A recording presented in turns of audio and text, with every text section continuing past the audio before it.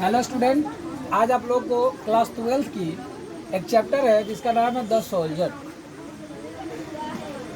और सोल्जर जो है, सोल्जर का अर्थ जो होता है वो होता है सैनिक। क्या होता है? सैनिक। जो आर्मी होते हैं उसको सोल्जर ही कहा जाता है। ठीक है, तो आज का हम आपको इस सोल्जर समरी का, है ना, समरी के बारे में आपको बताने जा रहे हैं कि सोल्जर समरी क्या है, सोल्जर किसके ऊपर लिखा गया कहानी है। सोल्जर जो है, अब सैनिक से पता चलता है कि यह सैनिक के ऊपर लिखा गया स्टोरी है। ठीक है, इस स्टोरी का समरी आपको बताने जा रहे हैं। तो पहला लाइन है the summary, sorry the poem the soldier. जो सोल्जर जो लिखा गया वो किसके द्वारा लिखा गया? पोएट जिसका है रूपर्ट ब्रूक। कौन है? Rupert Brooke. जो सोल्जर है, the poem soldier is a very popular patriotic sonnet. Sonnet का मतलब होता है गाथा। क्या होता है? गाथा या गीत। पॉपुलर का मतलब होता है, पॉपुलर मतलब होता है फेमस, पॉपुलर यानी कि पूरी तरह से प्रसिद्ध है।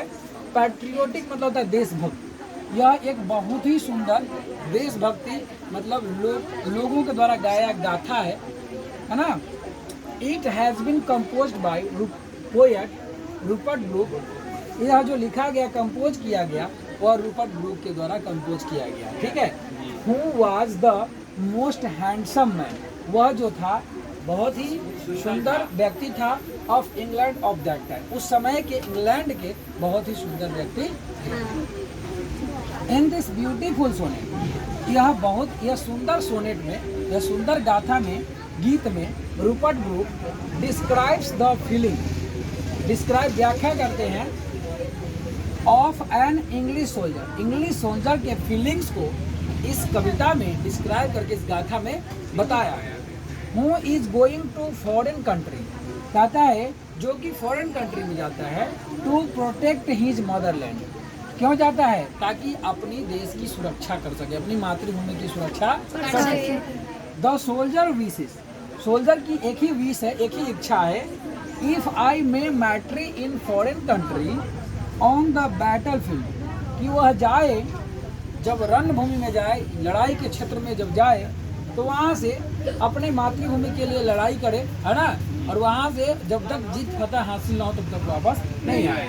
आई should be buried in England, और because I want to get into the soil from which I have been born and this would be the best luck for me। कहता है यह हमारे लिए गर्व की बात होगा, हमारे सौभाग्य होगा कि मैं इस देश की सेवा करते हुए, जहाँ पर मेरा जन्म हुआ, जिसकी मिट्टी में हम क्या हुए, पले बढ़े, और मैं यह चाहता हूँ कि इस मिट्टी की कर्ज थोड़ा बहुत मुझे चुकाने का मौका मिला है, तो मैं क्या करूँ, चुकाऊँ अपनी प्राणों की बाजी लगाकर। यानी इसमें दिखाया है वहाँ के सेना सैनिक की यह भावना है कि वो देश के लिए कुछ भी कर गुजरना चाहता है। दिस पोयम, यह कविता जो है ना, this poem give us a strong sense of patriotism. यह कविता हमें एक मजबूत देशभक्ति की ओर ले जाती है ना, देशभक्ति के बारे में बतलाती है। चलिए, तो आपको समझ में आ गया? Thank you.